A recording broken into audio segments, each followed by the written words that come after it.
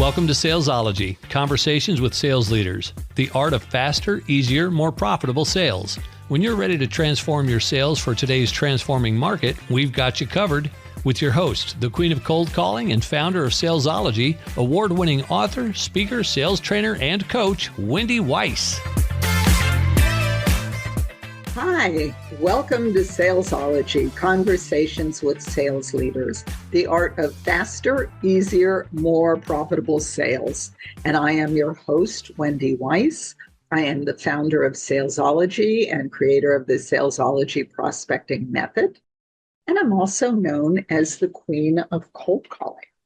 And today, my very special guest is Dustin Rogers. And Dustin is a sales manager for the North region at Carolina Cat. And Dustin's life mission is to inspire others to have a positive impact on the world around them. He's a coach leader. He's a regional sales manager at Carolina Cat. He leads a team of 10 inside and outside sales representatives who manage over 2,000 accounts. And these range from individual retail customers to large corporate accounts. And Dustin and his wife, Britni, have 4 children. They are passionate about foster care, adoption, autism, supporting families who experience the loss of a child, and other family-focused endeavors. They also own DB Rogers, Inc., which provides management, consulting, and fundraising solutions to corporations, small businesses, and nonprofits. He is also the host of Your Impact Story podcast. And here's a fun fact. Dustin was the 2017 International Auctioneer Champion. And yes, Dustin can talk fast. So let's begin there. Dustin, welcome. And can you please talk fast for us? You bet. We'll do that right out of the gate. How's that, Wendy? Perfect. So the number one key in the auction world is not how fast I can talk, but the rhythm is still clear, right? That you can understand me, you can understand what I'm saying. But let's have an auction. Somebody give 5,000, 5, 10,000, 10, 15, 20, 25, 30, 30,000, 30, 35, 35, 35, 35, sold, 30,000. Something like that. Okay, that was fast, and I could understand what you were saying. So that is a first on the Salesology Conversations with Sales Leaders podcast. Thank you for that. Absolutely. And, thank you for having me. Yeah. So let's begin at the beginning. How did you get into sales? How did you end up being the regional sales manager for Carolina Cat? What's the backstory? Sure. So without going too far back in the backstory, I grew up around a family of entrepreneurs. My parents are both in the real estate and auction world. So I grew up around sales, right? And in an early age, really didn't know that's what I was growing up around. It was just life, right? But I started buying and selling equipment early on, like out of school. Before I had a formal sales job. I was a trader, I guess you would say. And so I got into the sales world that way. And then that kind of grew and grew along with my auction career, which we kicked off with. That allowed me to travel all around the world selling equipment. And I made contacts everywhere I went. I love meeting people, networking, and getting to know people wherever I am. So that progressed and led to me working for a publicly traded company as an auctioneer, traveled all over the world for them for several years. Then during COVID, we know COVID changed the game for about everybody, right?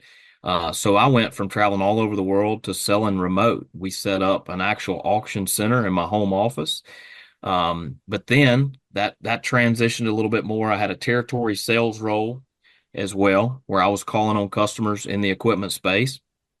And then during COVID, because of my contacts and networking in the past, I got recruited by Carolina Cat. They actually called me fun fact, they called me and asked if I knew anybody that would be, they needed a sales leader with used equipment experience. And did I know anybody? And I gave them two names on the phone. The vice president of the company called and I gave him two names and he said, okay, do you know anybody else? And I thought, well, I guess those names weren't good. And so I wasn't really looking for a job at the time, but I said, well, would you consider me for the job? And he said, yeah, we didn't think you'd leave and no promises, but we'll interview you. And so one thing led to another. Several months went by of the interview process, but I ended up going on in a used equipment manager's position at Carolina Cat, and then transitioned over about 2.5 years ago as sales manager. So that's the quick backstory with all the details there. Okay.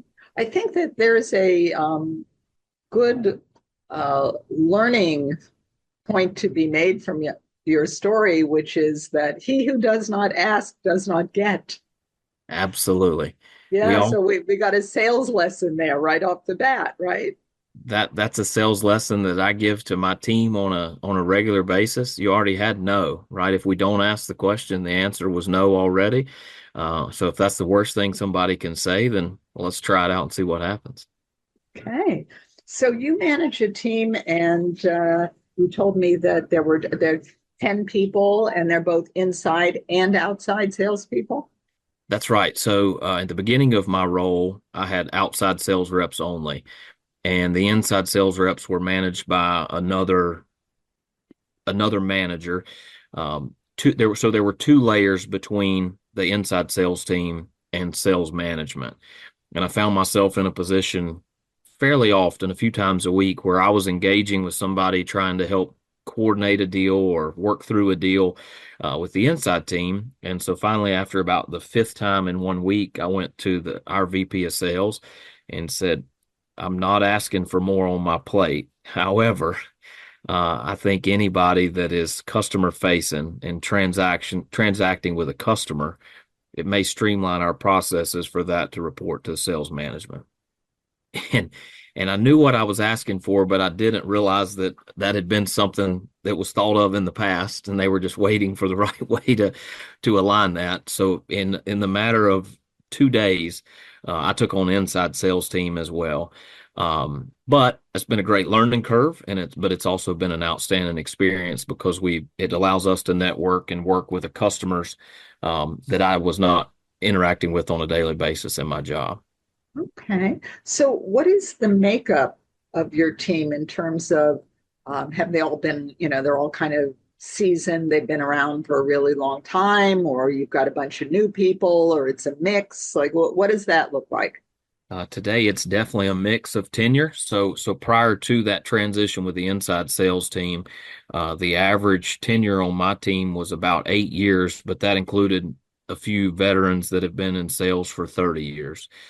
And then with that transition, most of our inside sales team are young. That's their first position in our company for selling machines. So in our business, we're selling Caterpillar construction equipment primarily, and that's their first opportunity to sell to the customers our machines. We have a few other sales positions in the company, but so my inside sales rep, we have one inside sales rep that has been in the position for 3 years, but typically that's our opportunity to train and build up bench strength with our sales force. And then when the time comes and the position opens or a territory opens, they've got a great chance for that to have the first shot at one of those open territories. We have also found that not everybody's meant for outside sales, right? Some people are just really, really good at managing all things inside sales, and then just the ability to be in one place and manage their workflow suits them better. So that was one thing I did not expect to learn, but I did learn that after moving some people around early in my job and then saying, okay, would you rather be inside? Yeah, I think so. So it's just there's a spot for everybody, right? Absolutely.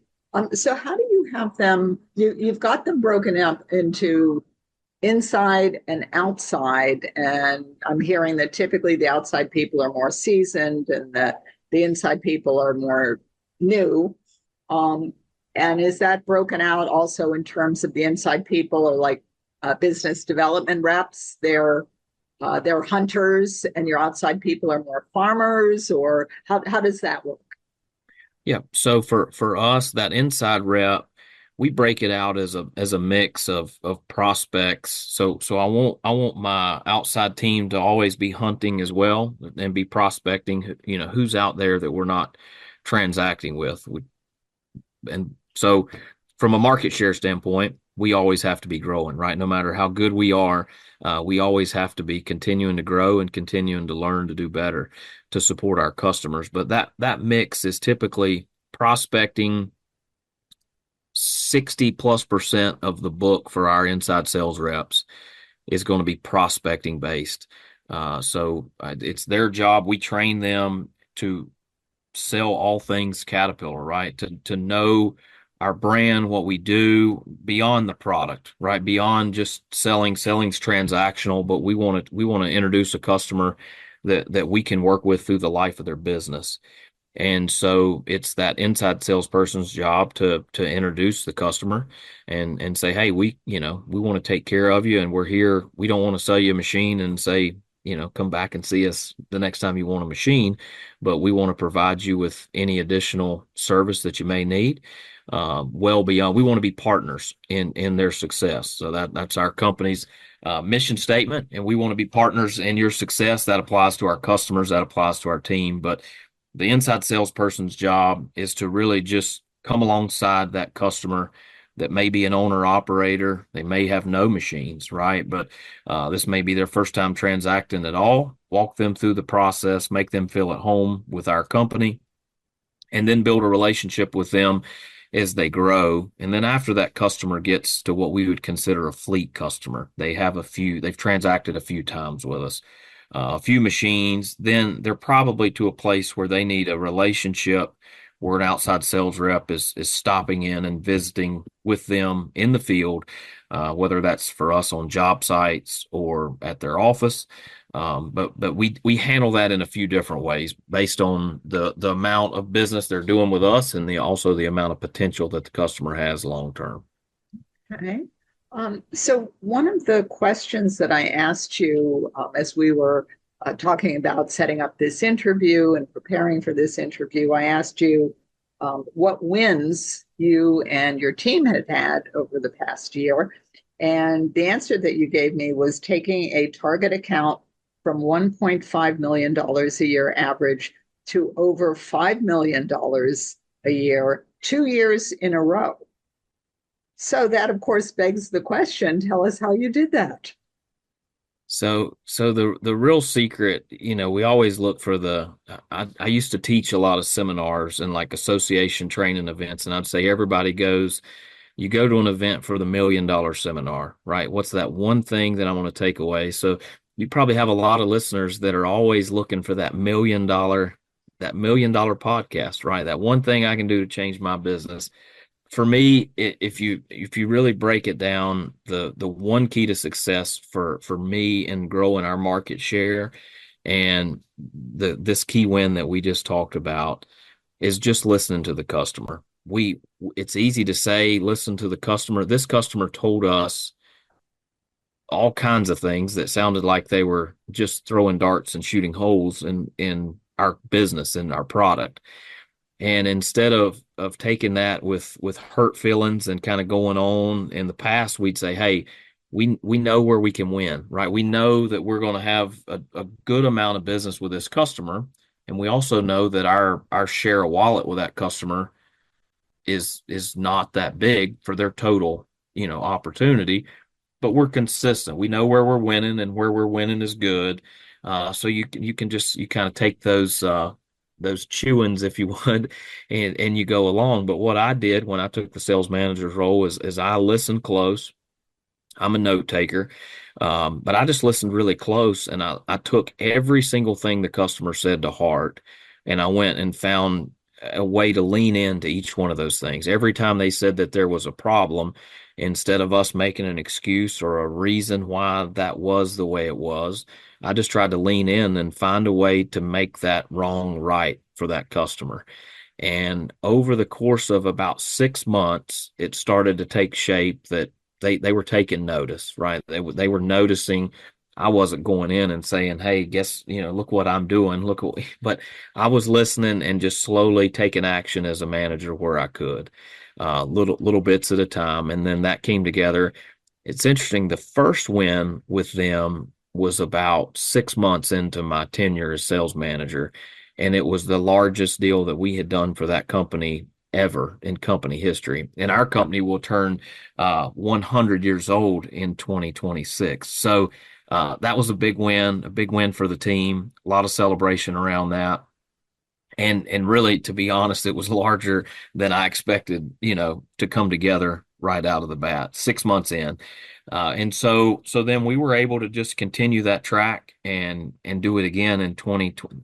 It's good to have a win like that early on, but then everybody looks for that to be sustainable, right? Okay, what are you doing for me tomorrow, right? So we worked really hard to continue the relationship with the customer and have done that again this year. So just really with a customer focus, that's what I'm all about. I'm all about our customer focus, being customer centered, listening to the customer, and not being afraid to go in. I'm the guy that they send in when the conversation's hard, and somebody that will listen and just walk through it and take it, and then find a way for everybody to win on the backside. Well, that's a wonderful story. I love that story. And I am curious about something because as you were going through this process of listening and there were issues or challenges, things they weren't 100% happy with, and so you were listening to that and figuring out how you could fix it. Um, I'm wondering how you knew that they were taking it in. Like what did they say to you, or how did the conversation change so that you knew, like, okay, I think we're getting on the right track now? Sure. So one of the things that they were doing was transacting quite a bit without us even being invited to the table, right? They were doing a lot of business where we wouldn't get invited to even put a proposal together to sell to them. And so just with persistence, with listening, the biggest change I made was I had to make a change to personnel. I changed sales reps that were assigned to that account. That instantly got their attention because it was something that they had never said directly, this is the problem or this is part of our problem. But they would make the occasional comment that they've shared such and such with this rep before. They've done this before. And so I just, took note and listened. And then it got to a point where I said, okay, it's time to take action. The changing the sales rep assignment was very, that got their attention. And then suddenly in just being very strategic and proactive in how we engage the customer, they started always letting us in if we'd come see them, not that you go just drop in and see a strategic account unannounced, but if you're not getting invited to the table, you do whatever it takes. And so they started seeing us consistently every time. They started scheduling meetings with us that we weren't getting, even a follow-up or the opportunity for. Started getting opportunities to bid work or to sell to them. And then finally got to a place where we knew, okay, we know where we need to be on price. We know where we need to be on the product. We know where we need to be on the timing. Now it's just going to come to when they have the opportunity for us to put all this in action. And like I said, that all came together fairly quick. Okay. Well, I love that. And certainly being invited to the table is a big clue that you're on the right track. Absolutely. So virtual gold star for you, Dustin. Well, thank you. So we are going to pause now for a word from our sponsor. And when we come back, I'm going to hold Dustin's feet to the fire. I want to talk to him about managing a sales team, do's and don'ts. How do you get people How do you get people working together on the same page? All that kind of good stuff. But now we have a word from our sponsor, the Salesology Vault. And just about every guest that I've interviewed on the Salesology Conversations with Sales Leaders podcast has had a free gift for our listeners. And what we've done is we've taken all of those gifts and we put them all in one place just for you. We call it the Salesology Vault, and it's packed full of free gifts from sales leaders, sales experts, marketing gurus, revenue generation experts. And we add another gift every week. When we release a podcast on every Monday, we add a gift, and you can log in as often as you'd like. You can download as many gifts as you'd like. It's all free. So the link to the Salesology Vault is in the show notes. So as soon as you finish listening to this podcast, go to the show notes, click on the link, download your gifts. You'll be glad you did. And we are back with my special guest, Dustin Rogers. He's the regional sales manager at Carolina Cat. Welcome back, Dustin. And so I did want to ask you, because one of the questions I did ask you in preparation for this interview is, what drives you crazy about managing a sales team? And you kind of gave me a long answer, but I think the bottom line of your answer was getting them to do stuff. So could you expound on that a little bit? What makes you crazy, but also how do you work with that? Because I think there are a lot of managers that listen to this podcast that have exactly the same issue. And I know I hear it from my clients as well. Usually it's around things like they're not proactive about business development, but just getting them to do stuff. The floor is yours, Dustin. Sure. Thanks, Wendy. So the hardest part about managing a sales team is managing the sales team. So, the funny thing I learned early in my tenure as a manager, just how I love to read people. That came from my auction background. I'd look at, I may have a room of 1,000 people in that world, and they're looking off somewhere else, and then somebody makes eye contact with you, and you say, okay, they're getting ready to bid. And so unspoken communication, but then they would bid to me, and I would say, okay, I knew it. Yes, that worked out great. So I've spent my career reading people in different ways and learning to interact with people in different ways.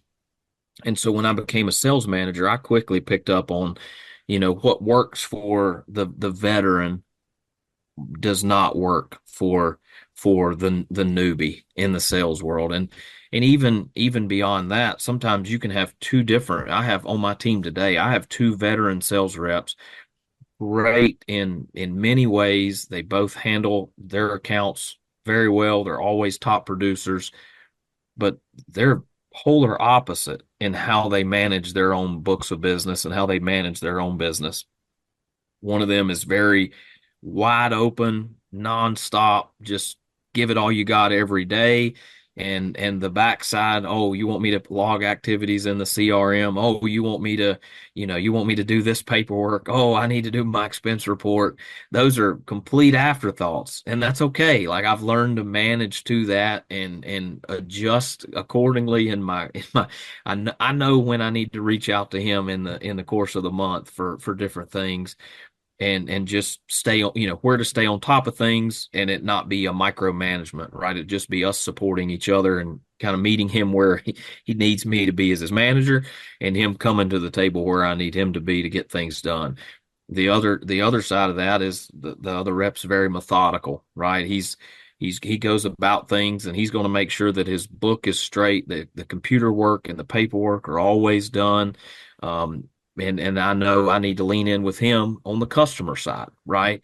And so it's just a balance. But in our dealership, in our world, we have a lot of metrics, and it's just interesting to see how different reps handle those metrics or don't, right? And you say, hey, this is part of your job. This is not optional. This is part of it.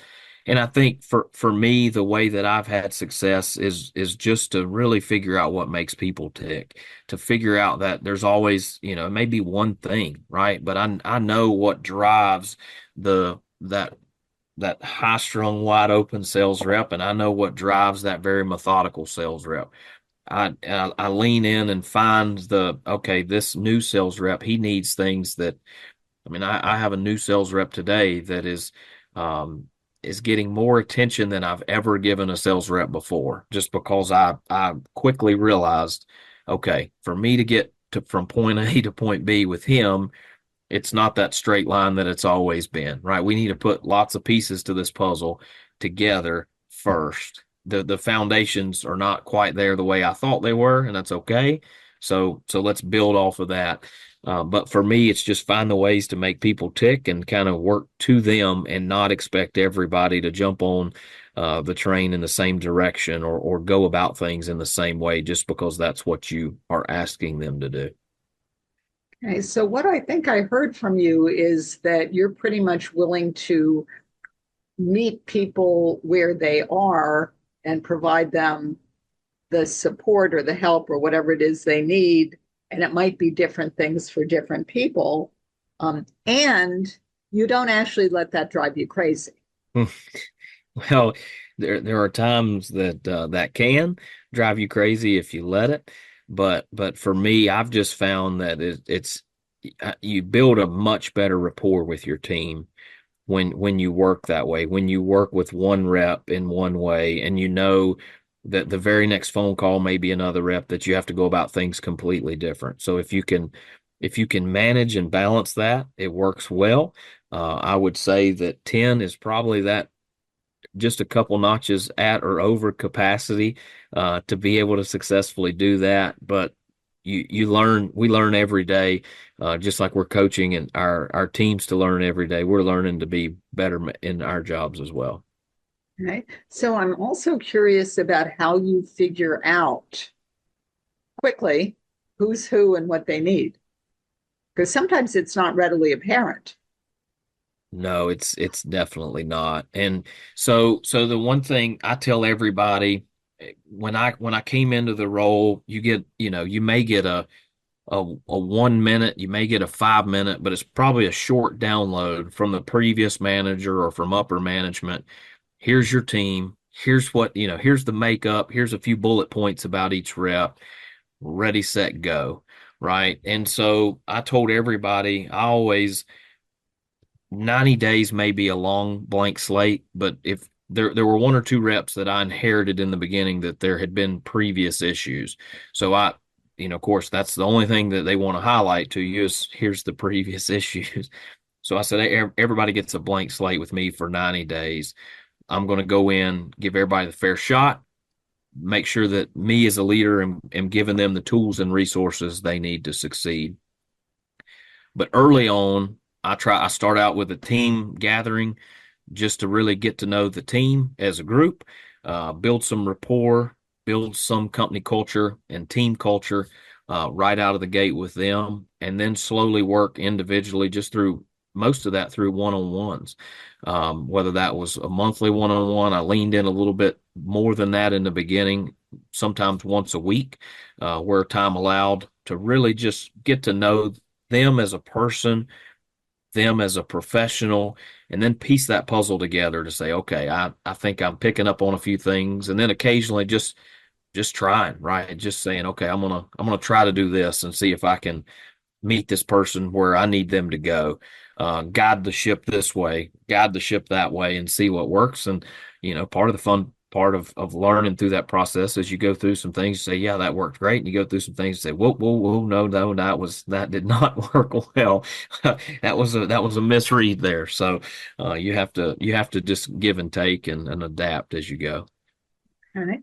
So I'm going to switch gears here for a minute because before I hit record on this episode, you were telling me about your book that you're writing, and it's not a sales book, but I certainly, you alluded to it in the bio that I read as your introduction. So And I thought it was really interesting. So tell us a little bit about this book you're writing. Yeah, thanks, Wendy. So I'm writing a book called Cost to Foster, and it's really about my wife and I's process and story in foster care. So we were foster parents for 5 years. We fostered 9 different children. We adopted 2 children, so our youngest 2 are adopted. And then we also, in that process, we got to know the special needs community. Our 4-year-old has autism. And so Cost to Foster is just our journey and our story through that chapter of life. Uh, given our story, and I told everybody, nobody wants to just read my story because it was mine. So I tried to piece together a few other stories from friends in foster care, and more importantly, resources that we didn't get in training, but we just learned through, the school of hard knocks along the way, to help prospective foster parents, prospective adoptive families, and then people that are in it now, just to give them some additional tools and resources to succeed on their journey. Well, that's really wonderful and inspirational. So I can't wait till you finish it so I can read it. So thank you for sharing that, Dustin. Absolutely. Thanks for asking about it. Yeah. And if people want to get in touch with you, how can people get in touch with you? What's the best way? The easiest way, I'm very active on LinkedIn. LinkedIn is a great resource. Just look me up on there. And then same thing with Facebook as well. Okay, wonderful. And we met on LinkedIn. So right. I know that Dustin is very active on LinkedIn. And so if you want to connect with Dustin, as soon as you finish listening to this podcast, his LinkedIn profile and also Facebook, they're both in the show notes. So go to the show notes, click on one or both links, and connect with Dustin. And thank you so much for a great interview, Dustin. Would you put your hand over your heart and promise me you'll come back so we can talk some more? I would love to come back, Wendy. That would be great. Okay. Well, he has his hand over his heart. I So sure thank do. you, Dustin.